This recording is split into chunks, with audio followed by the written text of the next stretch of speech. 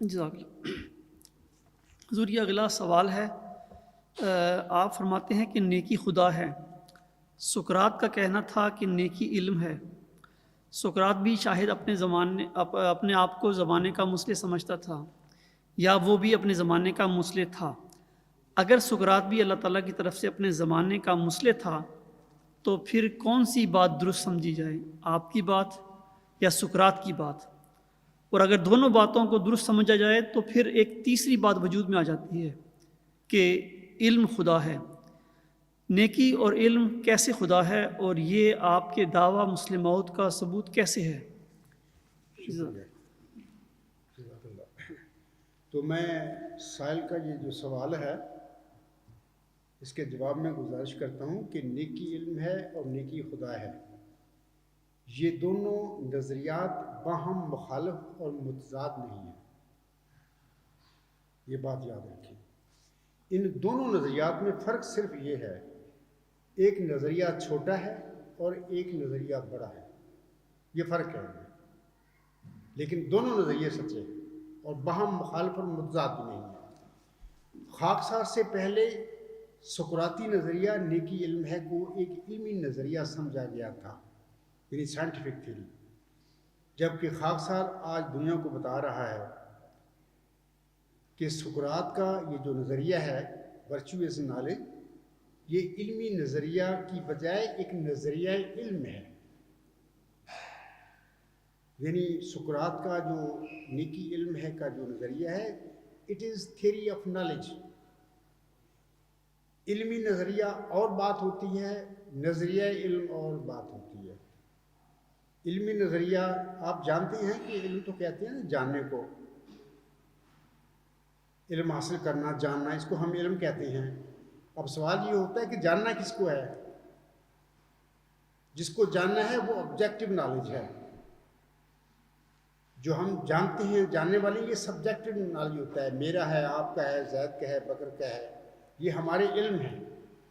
یہ علم بڑھتے رہتے ہیں ایک سٹیپ سے دوسرے سٹیپ پہ، علم الیقین سے عین الیقین، عین الیقین سے حق الیقین، یہ بدلتے رہتے ہیں، لیکن آبجیکٹو نالج جو ہوتا ہے وہ ون اینڈ دا سیم ہوتا ہے۔ سقراط نے یہ جو علمی نظریہ پیش کیا تھا ورچو ایز نالج، اللہ تعالیٰ نے اس عاجز پر اس کا انکشاف فرمایا، بلکہ میں سمجھتا ہوں کہ 2500 سال پہلے جو تاریخ گزری ہے علم و حکمت کی، جبکہ میں تو فلسفہ کا طالب علم ہی نہیں رہا، اس میں یہی بحث آج تک جاری ہے ہزاروں سال سے، کہ ورچوئل نالج کو ایک علمی نظریہ سمجھا گیا اور یہ سمجھ لیا گیا کہ اس کا مطلب یہ ہے کہ ورچو ڈپینڈز اپان نالج، جبکہ ایسی بات نہیں ہے۔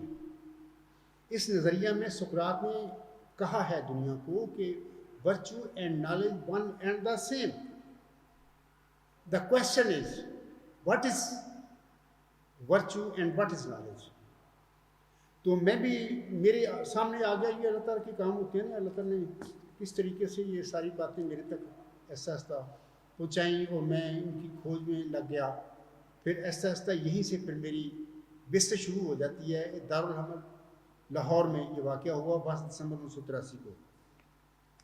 سامعین کرام، سقراط نے جس وجود کو علم قرار دیا تھا، جیسے کہ سوال میں بھی کہا گیا ہے، یعنی نیکی کو، وہی ہمارا خدا ہے۔ یہ ورچو از گاڈ مجھ پر الہام ہو گیا جب میں اس کی تلاش کرتا پھر رہا تھا کہ نیکی کا وہ تصور ہے کیا جس کو سقراط نے علم قرار دیا ہے۔ سقراط نے جس نیکی کو علم قرار دیا تھا وہ بھی سپریم الٹیمیٹ یونیورسل ٹروتھ ہے، اور اللہ تعالیٰ کی ذات بھی سپریم الٹیمیٹ یونیورسل ٹروتھ ہے۔ اب فرق کیا ہو گیا اس میں؟ اگر سائل نے کہا ہے کہ اگر آپ کہتے ہیں ورچو از گاڈ، سقراط کہتا ہے ورچو از نالج، تو knowledge is God, God is knowledge, وہ سائل یہ کہہ رہا ہے، تو میں کہتا ہوں وہ ٹھیک کہہ رہا ہے، یہی بات ہے۔ علم خدا ہی ہے اور خدا علم ہے، یہ دونوں مطلب کہ وجود، علم صفت ہے اس کی، اللہ ذات ہے، گاڈ ہے، وہ ہمارا مالک ہے، خالق ہے، یہ دونوں ون اینڈ دا سیم ہی ہیں۔ اور یہاں پر سوال پیدا ہوتا ہے کہ عبدالغفار وہ کیا ہے، علم کیا ہے، گاڈ کیا ہے؟ میں کہتا ہوں وہ سپریم الٹیمیٹ یونیورسل ٹروتھ ہے۔ دیکھیں یہ میری کتاب ہے اور بڑے دعوے اور چیلنج کے ساتھ میں دنیا میں یہ پیش کی ہوئی ہے. اگر کوئی انسان سمجھتا ہے کہ میں غلط کہہ رہا ہوں تو میدان میں آئے, فیس کریں مجھے, میری اس ڈیوائن تھیوری کو فیس کریں اور اس کو جھٹلا کر دکھائیں.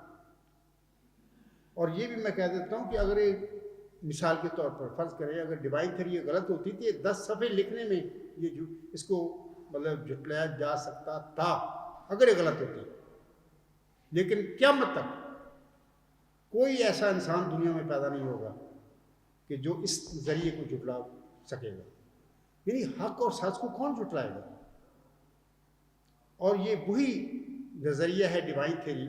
اللہ نے مجھ پر انکشاف فرمایا. اس کے 3 نام ہیں. مثلا ڈیوائن تھیوری ہے یہ کیونکہ اللہ کی ذات کے بارے میں وہ جو ملم ہے اس کو بتایا گیا ہے, وہ لکھتا ہے اس کتاب میں. دوسرا یہ سپریم الٹیمیٹ یونیورسل تھیوری ہے. یہ ورچوئس گاڈ ہی سپریم الٹیمیٹ یونیورسل تھیوری ہے. Virtuous knowledge supreme ultimate universal theory نہیں ہے. وہ سقراط کا نظریہ ہے. میں بتا رہا ہوں, لوگوں کو نہیں پتا. پہلے مجھ سے پہلے کسی نے یہ کہا کہ سقراط کا virtuous knowledge theory of knowledge ہے. میں بتا رہا ہوں لوگوں کو. اور پھر اس سے بڑھ کر بڑا نظریہ اللہ نے مجھ پر الہام فرما دیا ورچوئس گاڈ. تو میں کہہ رہا تھا کہ سقراط نے جس علم کو ورچو کہا تھا وہ بھی اصل میں سپریم الٹیمیٹ یونیورسل ٹروتھ ہی ہے. اور اسی وجود کو ہم مذہبی زبان میں خدا اللہ کہتے ہیں, گاڈ کہتے ہیں انگلش میں, یا جرمن زبان میں گاڈ کہتے ہیں. یہ وہی ایک ہی ذات ہے. پھر میں کہوں گا کہ سقراطی نظریہ خاکسار کا نظریہ, یعنی سقراطی نظریہ ورچوئس نالج, خاکسار کا نظریہ ورچوئس گاڈ, دونوں باہم متضاد مخالف نہیں ہیں بلکہ صرف ایک چھوٹا نظریہ ہے. ایک صرف نظریہ علم ہے. علم کے متعلق سقراط نے بتا دیا. وہ کیا ہے؟ اس عاجز نے یہ جو مجھ پر الہام ہوا ورچوئس گاڈ, یہ اللہ تعالیٰ کی ذات کے متعلق اللہ نے بتایا اور یہ بتا دیا کہ یہ سقراط نے جس نیکی کا تصور پیش کیا تھا اور اس کے کہا تھا یہ علم ہے, وہی تو گاڈ ہے. تو دیکھیں نا مخالف بڑے ہیں میری آج کل بھی باتیں کر رہے ہیں اس کتاب کے حوالے سے. میں کہتا ہوں کہ جب آپ میدان میں آئے, اس کو جھٹلا کر دکھایا تو پھر میں آپ کو مانوں گا. یہاں باقی آپ کے پاس بھی وہ علم ہے. تو یہی وہ نظریہ ہے جس کے حوالے سے مرزا غلام صاحب نے فرمایا ہوا تجلیات الہیہ میں, میرے فرقہ کے لوگ علم اور معرفت میں اس قدر کمال حاصل کریں گے کہ وہ اپنی سچائی کے نور, دلائل اور نشانوں کے روح سے سب کا منہ بند کر دیں. یہ دنیا کے آگے میں پیش کرتا ہوں. یہ مرزا غلام صاحب کا تجلیات الہیہ میں پیش ہوئی ہے جو انہوں نے کی تھی اپنے پیروکاروں کے حوالے سے. اصل میں اس کا مصداق اس پیش ہوئی کا بھی وہ ذکی غلام, وہ نشان رحمت ہے جس کو چلہ شہر پور میں مرزا غلام صاحب کو بشارت دی گئی تھی. اس کی نشانیاں دیکھیں ساری, اس نشانیاں بتا رہی ہیں کہ اللہ تعالیٰ اس انسان کو علم دے گا. اللہ تبھی فرماتا ہے اللہ تعالیٰ کہ وہ سخت ذہین و فہیم ہوگا اور دل کا حلیم, اور علوم ظاہری و باطنی سے غور کیا جائے گا, اور وہ 3 کو 4 کرنے والا ہوگا. ملم آگے لکھتا ہے کہ اس کی معنی سمجھ میں نہیں آئے. دوشنبہ آگے اللہ فرماتا ہے دوشنبہ ہے مبارک دوشنبہ, فرزند دل بند گرامی ارجمند, مظہر الاول والآخر مظہر الحق والعلا کأن اللہ نزل من السماء. یہ مرکزی قطعی الہامی موعود علامتیں ہیں, نشانی ہیں اس بندے کی. تو میں بتاتا ہوں کہ یہ اس کا ثبوت ہے, اس عاجز کے دعوے کا ثبوت ہے یہ. تو یہ تو ریوائزڈ بک ہے, مطلب کہ ریفائن کر دی گئی ہے, لیکن یہی کتاب میں نے مرزا طاہر کے آگے اپنے دعوے کے ثبوت کے طور پر بھیجی تھی. آپ لوگوں نے دیکھی ہوگی, وہ بلیو سا اس کا ٹائٹل ہے ورچوئس گاڈ. اور ایک دوسری کتاب تھی الہامی پیش ہوئی کا تجزیہ, اس کا نام تھا, اردو میں نے لکھی تھی. یہ انگلش میں شروع میں لکھی ہے میں نے. میری اللہ کی تدبیر ایسی ہے کہ میں اس کو اردو میں لکھ ہی نہیں سکا. کوشش تھوڑا سا کی تھی, لیکن چونکہ میں نے پوسٹ گریجویشن جو پنجاب یونیورسٹی میں کی تھی وہ میں نے انگلش میڈیم میں کی ہے. میں انگلش میڈیم بہتر لکھتا تھا اس وقت. آج کل تو اردو میں بہت زیادہ لکھتا ہوں, انگلش تو میں شاید بھول ہی گیا ہوں. تو اس وقت پھر میں نے جب اللہ تعالیٰ کی طرف سے انکشافات شروع ہو گئے اس حوالے سے کہ وہ کنسیپٹ کیا ہے نیکی کا, تو یہ الہام بھی ہو گیا. تو پھر میں نے انگلش میں نوٹس بن گیا سارے, میں نے لکھنا شروع کیا. تو بہرحال میں مخالفین کو کہتا ہوں باتیں کرنا گھر بیٹھ کے تم کرتے رہو, قیامت تک کرتے رہو گے. یہ ایسے نہیں ویسے نہیں, میدان میں آؤ, چیلنج کرو اس کو.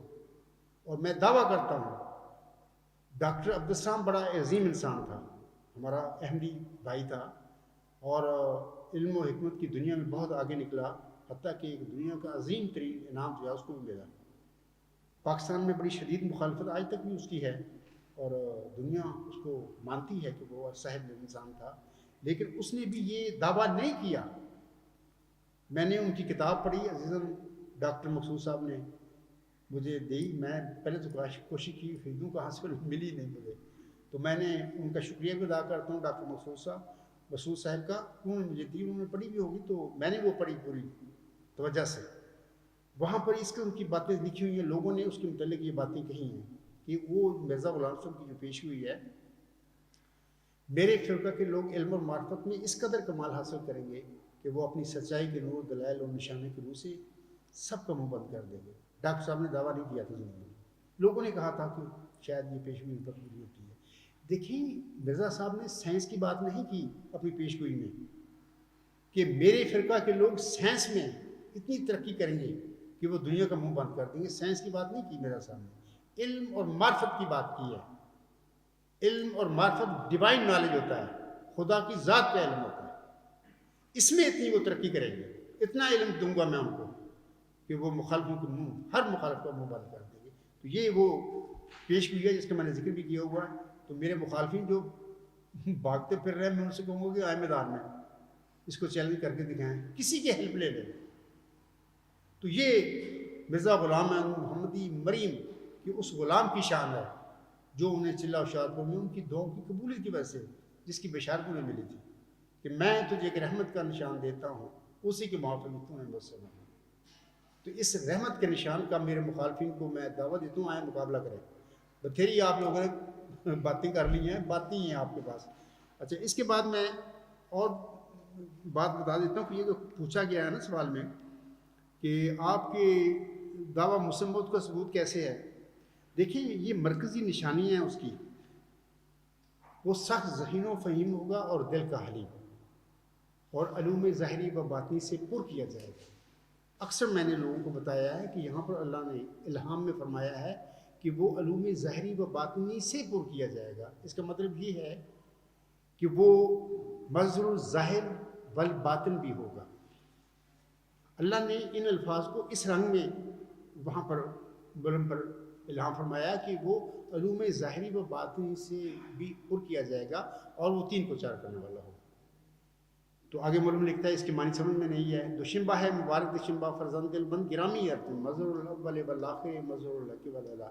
اس کتاب میں یہ ساری نشانی آ جاتی ہیں۔ اس میں یہ کتاب جو ہے نا، یہ انہی نشانیوں، مرکزی نشانیوں پر اسٹیبلش ہوتی ہے۔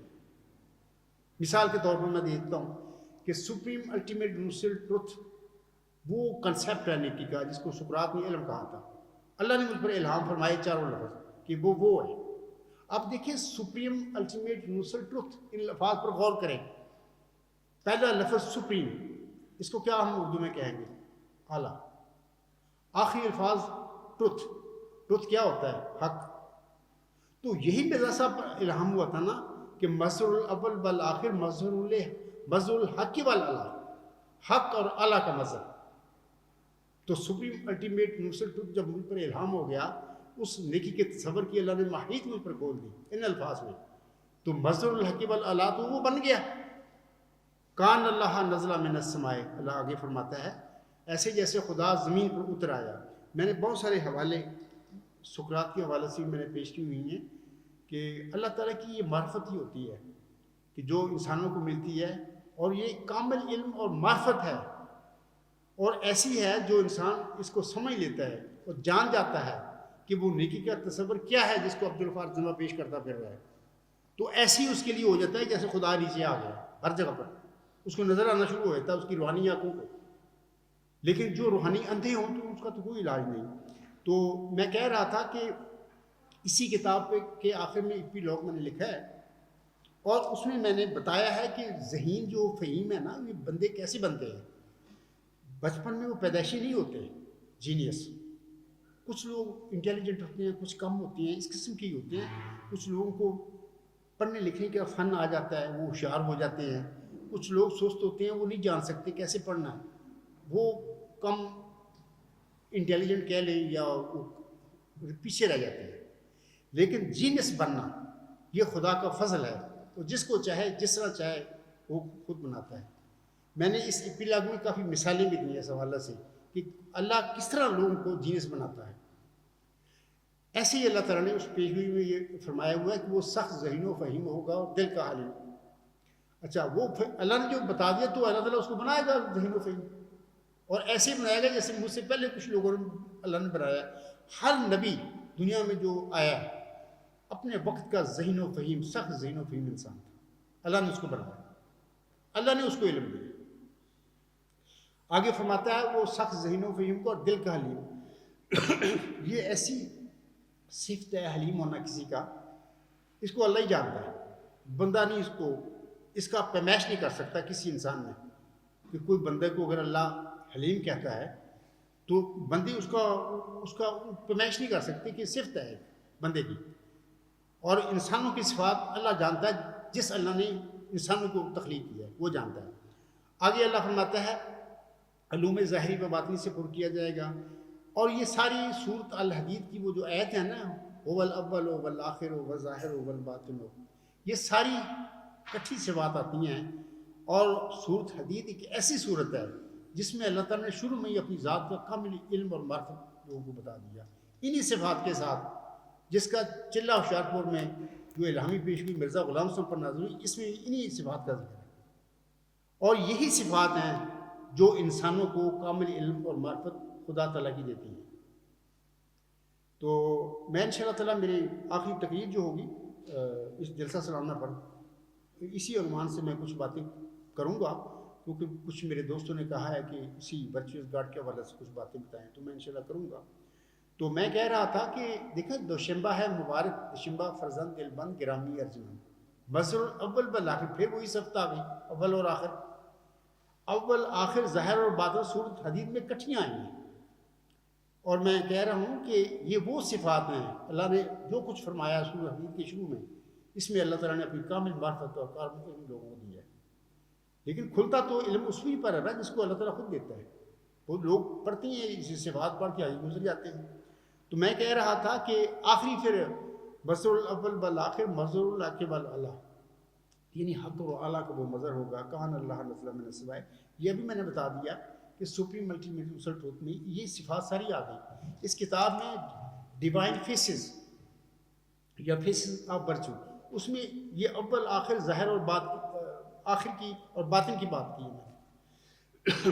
آگے چیپٹر آتا ہے, چیپٹر نہیں ٹاپک آتا ہے ورچو اینڈ فینامینن. اس میں یہی باتیں میں نے بتائی ہیں کہ یہ تخلیق, یہ جو مظاہر ہیں دنیا کیسے ہوئی, سپریم الٹیمیٹ یونیورسل ٹروتھ نے کیسے ان چیزوں کو تخلیق کر دیا. بہت ساری باتیں میں نے مثالیں دے کر بتائی ہیں. آگے ٹائم اور سپیس اور ورچو کا ایک ٹاپک آتا ہے, وہاں پر بھی یہی صفات جو سورۃ الحدید کی ہیں, هو الاول والآخر والظاہر والباطن, یا جن صفات کا اس الہامی پیشگوئی میں اللہ نے ذکر فرما دیا, اس موعود نشان رحمت کے حوالے سے یا اس موعود ذکی غلام کے حوالے سے, جسے مرزا صاحب نے مسلم وقت ٹائٹل دیا. تو یہ اس کتاب میں بھی یہ ٹائم سپیس اور ورچو آپ پڑھیں, بڑا انٹرسٹنگ ہے. قدیر صاحب کو میرے دوست ہیں, ہمارے ممبر ہیں, ان کو بڑا شوق ہے, تو بعض اوقات بات بھی کر لیتے ہیں اس نظریے کے حوالے سے مجھ سے. تو وہ ٹائم اور سپیس کیسے پیدا ہوا. ٹائم اور سپیس خود خدا ہے. یہ جو ٹیمپورل سپیسز اور ٹیمپورل ٹائمز ہیں یہ کیسے تخلیق ہوئے, اس ڈیوائن تھیوری میں ان کا ذکر ملتا ہے. جس کو شوق ہے علم کا وہ اس کو دلچسپی سے اور توجہ سے پڑھے, کیونکہ کافی باریک باتیں ہیں جن کا وہ اس کو تھوڑا سا توجہ سے سمجھنا پڑتا ہے. لیکن یہ ایسا کتاب نہیں ہے, یہ ایسا نظریہ نہیں جو سمجھ نہ آ سکے. نہیں, بالکل سمجھ آتا ہے. آخر مجھے بھی تو اللہ نے دکھایا, سکھایا, تو میں نے لکھا ہے. جزاک اللہ. سوال کرنے والے پوچھتے ہیں کہ مسیح موعود علیہ السلام کو خدا تعالیٰ نے الہاماً نہیں بتایا تھا کہ ذکی غلام یعنی پاکیزہ بیٹا آپ کی ذریت اور نسل سے ہوگا. میں نے جمبا صاحب کے اس دعوے کو رد کرتے ہوئے 2 ویڈیوز پیش کی. اور آئینہ کمالات اسلام سے ثابت کیا کہ خدا تعالیٰ نے مسیح موت کو الہاماً یہ خبر دی تھی کہ پاک لڑکا یعنی ذکی غلام تیری ہی صلب سے تیری ذریت و نسل ہوگا۔ اس واضح خدائی خبر کو ماننے سے جنبہ صاحب اور ان کے پیروکاروں نے انکار کر دیا اور بہانہ یہ تراشا کہ خدا تعالیٰ نے ایسی کوئی خبر مسیح موعود کو نہیں دی تھی، بلکہ یہ آپ کا اپنا اجتہاد تھا جو آپ نے خدا کی طرف منسوب کر دیا۔ آپ کھلے لفظوں میں صاف صاف کیوں نہیں کہتے کہ خدائی خبر ایک جھوٹ تھا جسے مسیح موعود علیہ السلام نے خدا تعالیٰ پر تھوپ دیا؟ اب الٹا آپ مجھے یہ الزام دے رہے ہیں کہ میں مرزا صاحب کے کلام کو خدا تعالیٰ کے کلام پر ترجیح دے رہا ہوں، جبکہ آپ تو مسیح موت پر جھوٹ بولنے کی تہمت لگا رہے ہیں اور خدا کی دی ہوئی خبر کا انکار کر رہے ہیں۔ مسیح موعود اگر کسی خبر کو خدا کی طرف منسوب کرتے ہیں تو ان پر حقیقی ایمان لانے والا ہر متوازن دماغ اسے قبول کرے گا کہ ہاں یہ خبر واقعی خدا کی طرف سے ہے، اور اگر کوئی متوازن دماغ رکھنے والا شخص یہ کہتا ہے کہ نہیں خدا نے ایسی کوئی خبر نہیں دی تھی، تو پھر اسے کہنا پڑے گا کہ مسیح موعود علیہ السلام جھوٹ بول رہے ہیں۔ عقل سلیم رکھنے والوں کے لیے تو تیسرا کوئی رستہ نہیں۔ اس لڑکے کے متعلق اللہ نے تشریف فرما دی اسے الہامی پیش گوئی میں کہ وہ لڑکا تیرے ہی تخم سے اور تیری ہی ذریت و نسل ہوگا۔ اس قسم کی وضاحت اللہ تعالیٰ نے ذکی غلام کے متعلق ملہم پر ظاہر نہیں کی۔ ملہم کا الہامی کلام یہ جو میرے پاس بھی ہے سارا، میں وہ سوال کروں گا وہ کہتا ہوں پڑھ لیں۔ آپ نے اپنے سوال میں یہ جھوٹ بولا ہے کہ اللہ تعالیٰ نے ذکی غلام کے حوالہ سے ملہم کو بتایا ہے کہ وہ تیرے ہی تخم سے اور تیری ہی ذریت و نسل ہوگا۔ یہ جھوٹ بول رہا ہے یہ سوال کنندہ۔ میں اس سیشن میں بھی کہتا ہوں سوال جواب کیوں میں جناب یہ مجھے وہ الہام دکھا دیں جہاں پر اللہ تعالیٰ نے مرزا غلام صاحب پر یہ الہام اور وحی نازل فرمائی ہو، جیسی کہ لڑکے کے حوالے سے نازل فرمائی تھی کہ وہ ذکی غلام تیرے ہی تخم سے اور تیری ہی ذریت و نسل ہوگا۔ یہ مجھے وہی مرزا صاحب علیہ السلام کی دکھائیں۔ آپ نے جو آئینہ کمالات اسلام کی حوالہ سے جو مرزا غلام صاحب کی تحریر پیش کی ہے، میں اس کا 23 فروری 2024 کے خطبہ جمعہ میں مسکت جواب آپ کو دے چکا ہوں اور بتا چکا ہوں کہ یہ مرزا غلام صاحب کے الفاظ ہیں، اللہ کی وحی نہیں ہے۔ یہ ایسے ہی الفاظ ہیں جن کو ہم ایسی حیثیت دے سکتے ہیں جیسے کہ مرزا غلام صاحب نے جب وہ الہامی پیش ہوئی شائع کی تھی، وہ اس طرح ہے پیش ہوئی کہ سو تجھے بشارت ہو کہ ایک وجیع اور پاک لڑکا تجھے دیا جائے گا سٹاپ۔ یہ الہام ہے۔ ایک ذکی غلام تجھے ملے گا سٹاپ، یہ الہام ہے اللہ کا۔ آگے اللہ فرماتا ہے وہ لڑکا تیری ہی تخم سے اور تیری ہی ذریت و نسل ہوگا، یہ الہام ہے۔ ذکی غلام کے آگے ملہم نے اپنی قلم سے لڑکا بریکٹ میں لکھا۔ میں سوال کنندہ سے کہوں گا کہ آئینہ کمالات کا حوالہ جو پیش کرتے پھر رہے ہیں اس حوالے کی حیثیت بریکٹ میں لکھے گئے لڑکا کی طرح ہے۔ مرزا غلام صاحب کی وہ اپنے خیال تھا، اللہ کی وحی نہیں۔ آپ نکلے میدان میں ثابت کر دیں ذکی غلام کے متعلق اللہ مرزا غلام صاحب کی وحی میں کہ اللہ نے وحی میں اس ذکی غلام کو یا ذکی غلام کے متعلق یہ فرمایا ہو ملہم کے آگے کہ یہ ذکی غلام تیرے ہی تخم سے اور تیری ہی ذریت و نسل ہوگا، بتا دیں مجھے۔ اس کے بعد میں انشاءاللہ اپنے نظریات پر نظر ثانی کروں گا، لیکن قیامت تک میں کنندہ سے کہوں گا کہ آپ تڑپتے تو رہیں گے، مجھے پتہ ہے آپ کا کہاں آپ رہتے ہیں، یہ آپ کا تڑپنا اسی طرح قیامت تک رہے گا جب تک آپ زندہ ہیں، لیکن یہ الہام نہیں مجھے دکھا سکتے، ہے ہی نہیں۔ اللہ نے وعدہ نہیں کیا مرزا صاحب سے، یہ تمہارے جھوٹ ہے، تمہارے دجل ہے۔ مرزا بشیر الدین محمود احمد کی جو ذریت ہے جو اس کے پیچھے لگی ہوئی ہے، یہ ان کی گمراہی ہے جس میں آپ پڑھ چکے ہیں۔ بہرحال میں اور میری جماعت کے لوگ تو آپ لوگوں کو سمجھانے کی کوشش کر رہے ہیں، آپ کے جعلی خلیفے جو ہیں ان کے پیٹ پرست مولوی جو ہیں، لیکن میرے خیال میں ان کو بڑا مزہ آ رہا ہے چندوں کا مال انہوں نے بہت اکٹھا کر لیا ہے، تو یہ سمجھنے کے لیے تیار نہیں ہیں۔ لیکن بہرحال ہماری تو یہی کوشش ہے اور ہماری خواہش بھی ہے کہ اللہ تعالیٰ آپ لوگوں کو سب کو ہدایت دے، لیکن پر ہدایت تو ان لوگوں کو ملتی ہے جو ہدایت کے قابل ہوں، جو شریر لوگ ہوتے ہیں اور تقوی سے خالی ہوتے ہیں، نیک نیت بھی نہیں ہوتے، ان کو اللہ تعالیٰ پھر ہدایت نہیں دیا کرتا۔ تو میں یہ کہہ رہا تھا اس سوال کنندہ کو کہ پہلے میری آپ سے بہت بحثیں ہو چکی ہیں، آپ کا یہ آئینہ کمالات اسلام کا حوالہ ہے، اس کا بھی میں رد کر چکا ہوں، یہ مرزا صلی اللہ علیہ وسلم کے الفاظ ہیں، یہ وحی نہیں ہے۔ مرزا غلام صاحب کی یہ وحی ہے تذکرہ، اس میں سے مجھے ذکی غلام کے حوالے سے الہام دکھا دیں مجھے، جو آپ پیش کر رہے ہیں آئینہ کمالات اسلام سے، ہے ہی نہیں ہے۔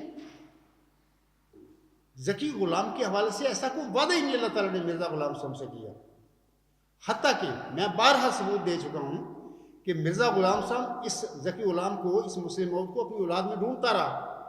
پہلے لڑکے بشیر ان پر انہوں نے یہ پیشگوئی لگائی یہ لڑکا وہ ہوگا، اللہ نے 15 مہینے کے بعد وہ فوت کر لیا۔ آپ کو سمجھ نہیں آتی کہ اللہ کیا کر رہا تھا مرزا غلام صاحب کے ساتھ۔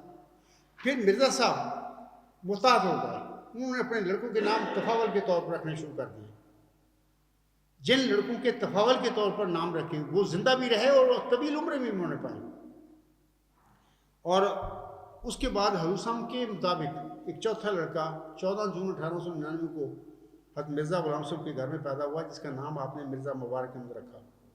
اور یہ تریاق القلوب میں ساری باتیں ملتی ہیں، اور اس 20 فروری 1886 کی پیشگوئی کو اس مبارک احمد پر چسپاں کر دیا مرزا صاحب نے بڑے جوش سے۔ میں نے بارہا ان کے ثبوت دیے، ان کے حوالے دیے ہیں، جبکہ اللہ تعالیٰ کی نظر میں تو وہ تھے ہی نہیں لڑکی۔ ذکی غلام کے حوالے سے تو اللہ نے بتایا ہی نہیں مرزا صاحب کو کہ یہ کون ہوگا، کیا ہوگا، کب پیدا ہوگا، یہ تیرا لڑکا ہوگا، تیری جسمانی نسل سے ہوگا، یا یہ تیری ماننے والوں میں سے کوئی ہوگا۔ یہ ہر چیز سے اللہ تعالیٰ نے ملہم کے لا علم رکھا۔ چونکہ ملہم تریاق القلوب میں اپنے چوتھے لڑکے پر یہ لگا دی انہوں نے پیش ہوئی، تو وہ لڑکا 1907 میں 16 ستمبر 1907 کو اللہ نے فوت کر لیا۔ اور اس کے بعد بشارتوں کا سلسلہ جاری ہے، اس کی پیدائش کے بعد ہی وہ بشارتوں کا سلسلہ جاری تھا۔ بشارتیں بتا رہی تھیں ملہم کو، یا میں کہہ سکتا ہوں کہ اللہ نے صاف الفاظ میں ملہم کو یہ بات نہیں بتائی کہ یہ ذکی غلام نہ تیرا کوئی لڑکا ہے، نہ تیری جسمانی نسل میں پیدا ہوگا۔ اللہ نے ایسی بات کھول کر بتائی ہی نہیں ملہم کو لڑکے کی طرح۔ اس کا سارا جو بات تھی، حقیقت تھی، راز تھا، اللہ نے اپنے پاس رکھا کہ میں نے کیا کرنا ہے۔ تو ملہم ڈھونڈتا رہا اپنی اولاد میں، ڈھونڈنا تو کوئی گناہ نہیں ہے، لیکن اللہ نے دیا ہی نہیں۔ جب اللہ نے دیا ہی نہیں تو ملہم کے گھر کیسے وہ پیدا ہوتا لڑکے کے طور پر؟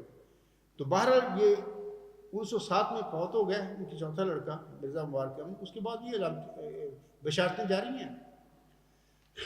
یہ وجود جو ہے 6-7 نومبر 1907 کے بعد، میں سوال کنندہ سے کہوں گا اس کے بعد پیدا ہوگا۔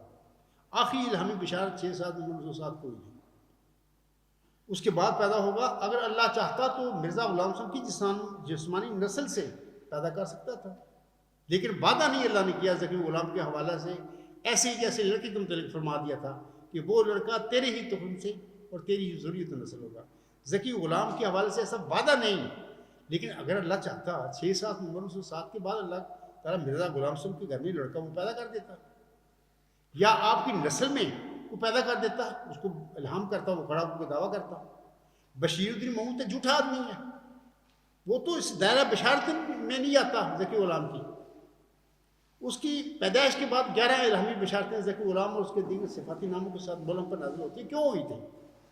میں یہ جو کہہ رہے ہیں نا کہ آپ مرزا غلام صاحب پر جھوٹ بولتے ہیں، اس کی باتیں میں سوال کنندہ کو کہوں گا کہ اگر آپ سمجھتی ہیں وہ بشیر الدین محمود تھا، وہ 12 جنوری 1899 کو پیدا ہو گیا، تو پھر آپ یہ کہہ دیں، اعلان کر دیں، شائع کر دیں کہ یہ 11 الہام جو نازل ہوئے مرزا غلام صاحب پر، یہ سارا اللہ نے جھوٹ بولا تھا، یہ کہہ دیں۔ آپ کو کہنا پڑے گا اگر بشیر الدین محمود کو آپ بناتے پھر کہ یہ 11 الہام جو نازل ہوئے تھے یہ خدا نے نعوذ باللہ من ذالک مرزا غلام صاحب پر جھوٹ بولا تھا، جبکہ وہ تو پیدا کر دیا تھا 12 جنوری 1899۔ آپ کہیں گے جو ہمیں کہتے پھر رہے ہیں؟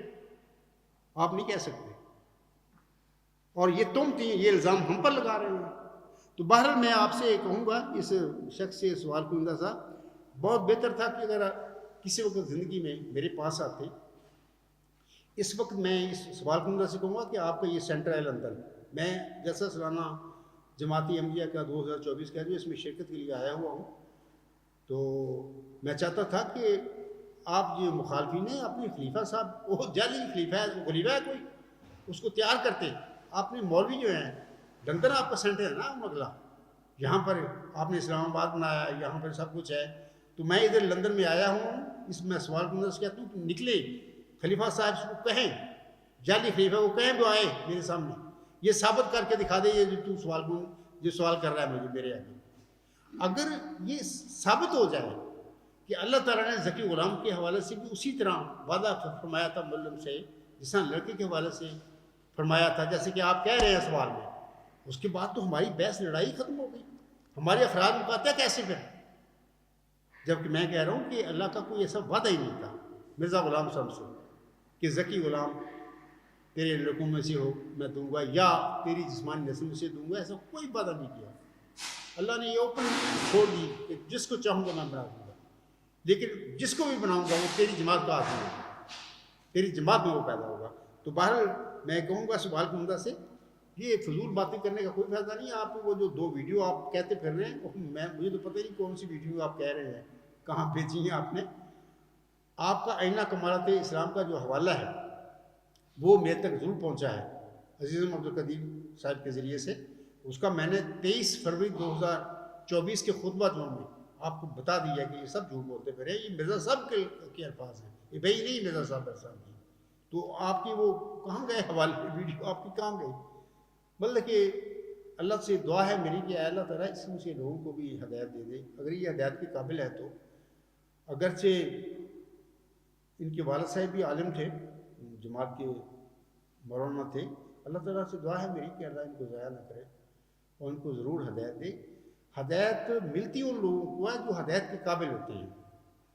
میں اس سوال کنندہ سے بھی کہوں گا کہ جناب اگر آپ میں کچھ تقوی ہے، نیک نیتی ہے، اتنا بڑا دعویٰ ہے میرا، میں جماعت کے آگے کھڑا ہوں، جماعت نے جو کچھ بھی ظلم کرنا تھا کر لیا. یہ ظلم صرف میرے ساتھ نہیں، مرزا غلام صاحب کے ساتھ بھی اس کی قوم نے ظلم کیا تھا، محمد صاحب کے ساتھ بھی یہ ظلم ہوا تھا، عیسیٰ، موسیٰ، نوح، ابراہیم، سب کے ساتھ یہ ظلم ہوئے ہیں، میرے ساتھ بھی ہو گیا. تو اگر آپ یہ سمجھتے ہیں کہ میں اپنے طور پہ یہ جھوٹے دعوے کرتا پھر رہا ہوں، آپ آئیں مقابلہ کریں میرا. آپ نہیں کرتے، خلیفہ صاحب کو اپنے کو کہہ دیں کہ جناب خلیفہ صاحب کو سے بات کریں. اگر آپ سمجھتے ہیں میں غلطی پر ہوں، کہاں غلطی؟ آپ لوگ غلطی کر چکے ہیں. بشیر الدین محمود تماشے کرتا رہا، یہ اس نے جھوٹ بولے، جال سازیاں کی اور لوگوں کو گمراہ کر دیا. ظاہر ہے کہ وہ تو دائرہ پیش ہوئی، دائرہ بشارت میں نہیں آتا مرزا بشیر الدین محمود احمد. نہ صرف بشیر الدین محمود، مرزا غلام صاحب کا کوئی لڑکا بھی اس الہامی پیش ہوئی مسلم موت کی دائرہ بشارت میں نہیں آتے. بر اللہ آپ پر رحم فرمائے، اگر اللہ تعالیٰ آپ کو ہدایت دے دے تو اس کی کوئی مشکل نہیں، لیکن اپنے آپ کو پہلے اس قابل بنائیں کہ اللہ آپ کو ہدایت دے. باقی آپ جو علم لے کے پھر رہے ہیں نا تکبر کی کوئی حیثیت نہیں، آپ بے علم آدمی ہیں. اگلا سوال کریں. جزاک اللہ. حضور اگلا سوال ہے. سوال کرنے والے پوچھتے ہیں کیا اس صدی میں بھی ایک سے زیادہ مجددین ہیں؟ جیسے کہ پہلی صدیوں میں بہت سے مجددین تھے. میری فیملی میں ایک بزرگ تھے، انہوں نے 15 صدی کے مجدد ہونے کا دعویٰ کیا اور وہ اپنے دعویٰ کے بعد 33 سال تک زندہ رہے، اور ان کے پیروکار میں سے بہت سے لوگ ہیں جو گواہی دیتے ہیں کہ وہ سچے تھے، اور ان کے پیروکاروں میں سے بہت سے لوگ ہیں جو ملہم بھی ہے. اور ایک اور شخصیت ہے جن کا نام مرزا رفیع احمد ہے، جو خلیفہ رابع کے بھائی اور خلیفہ ثانی کے بیٹے تھے. ان کے پیروکار کے مطابق 1965 یا 1966 میں انہوں نے مجددیت کا دعویٰ کیا، اور اس کے بعد 2004 تک آپ زندہ رہے، جو کہ 38 یا 39 سال بنتے ہیں. ایک معیار ہے کہ مفتری جھوٹا 23 سال سے زیادہ زندہ نہیں رہ سکتا. تو کیا یہ بزرگان بھی اپنے دعویٰ میں سچے تھے؟ شکریہ. تو سامعین کرام یہ جو سوال ہے یہ محمد عبداللہ صاحب کی طرف سے مجھے موصول ہوا ہے. تو نیک آدمی ہیں ویسے، تو میرے دعویٰ کے حوالے سے بھی کافی غور و فکر کرتے ہیں، تقویٰ بھی ہے ان میں، اور بدھ کی لوگوں کو اللہ ہدایت بھی دیا کرتا ہے. تو ان کا یہ جو سوال ہے اس حوالے سے میں چند باتیں جواباً گزارش کرتا ہوں عزیز محمد عبداللہ صاحب کے آگے اور باقی سامنے بھی سنتے ہیں۔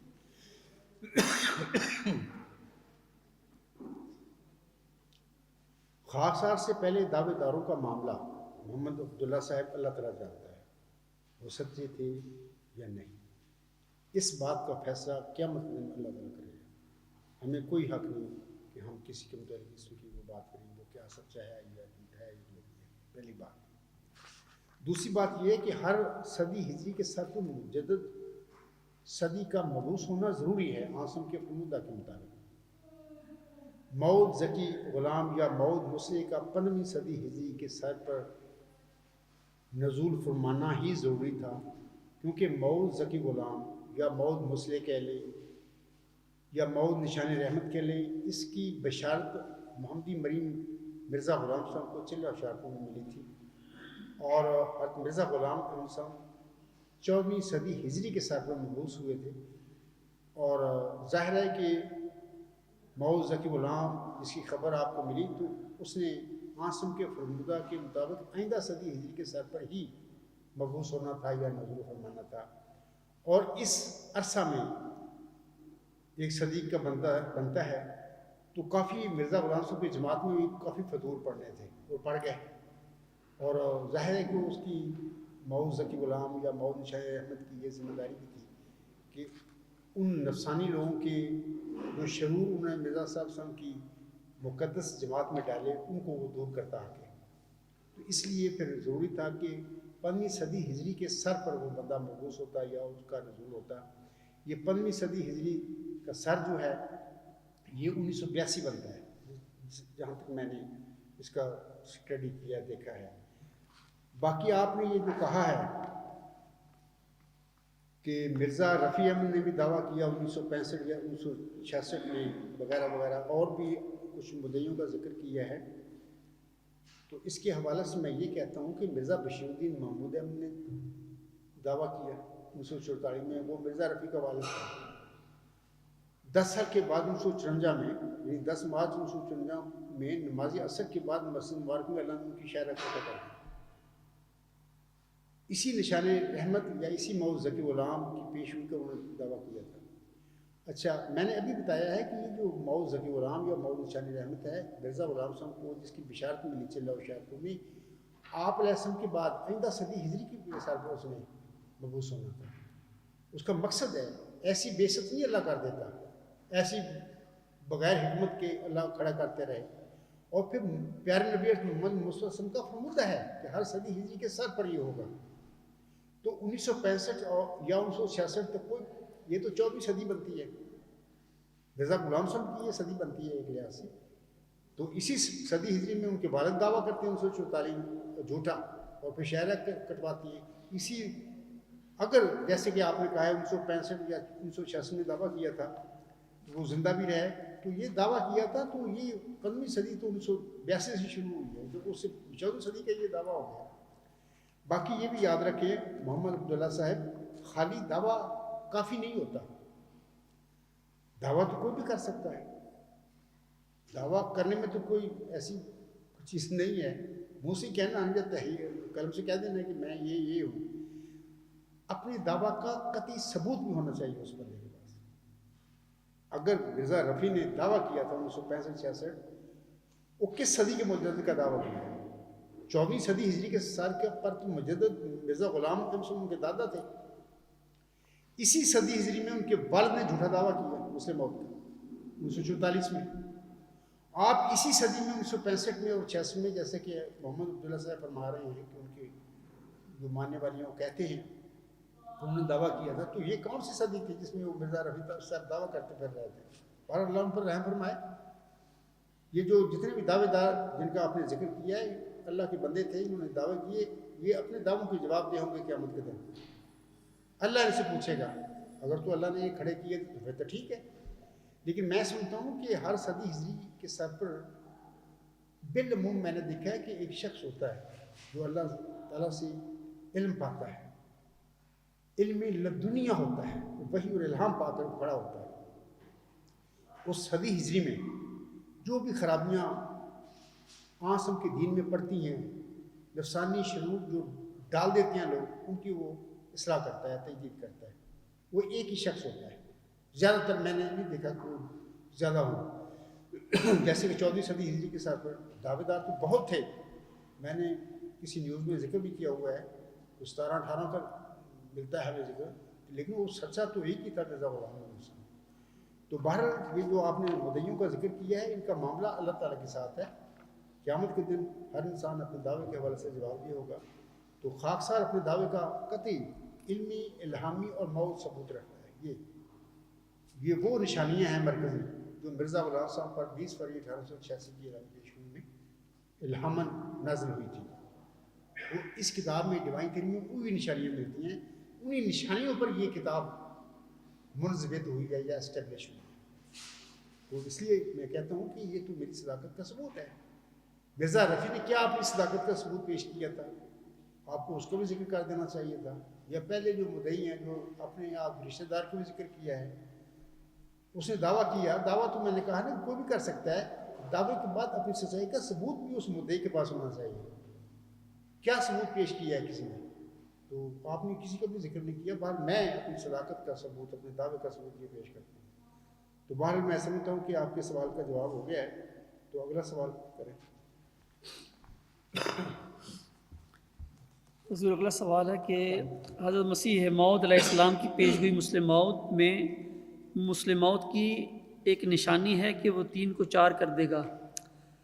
حضرت مسیح موعود علیہ السلام کو تو اس کے معنی سمجھ نہیں آئے تھے، اور بعد میں حضرت مسیح موعود علیہ السلام نے اپنے بیٹے مرزا مبارک احمد صاحب پر لگائی، جو ایک اجتہادی غلطی تھی.